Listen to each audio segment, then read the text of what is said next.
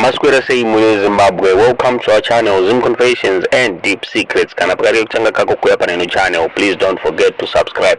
Kana chingwa garaba subscriber. Don't forget to comment and share this video. Nasi mure Zimbabwe takuigira video rakarekodwa Pamasowe pabatu kwa Muroyi Areurura mashandiro avo mure Zimbabwe aiwa Muroyi Areurura uyu afumura vanhu vake akataura mafambiro anoita nenyama dzavanodya mure Zimbabwe. Inzwai mega video iri mutudze zvamurufunga pamusoro penyaya mu comment section mure Zimbabwe.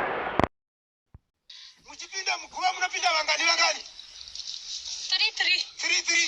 munotenda kufura muchipinda ane masimba ekukudubura ndiani baba nomati vane simba iwa vanogura nyama yacho vachipa vamwe vachiti ryai ndiani maigangi ndiwo anogura anokara kudarika vamwe ndiani pakati penyu inini maigangi ndimi munorya makaoma munofarira nyama irudzimi musoro nemakumbo ndozvenyi izvozvo kana magaro ndinotodya uchero munorya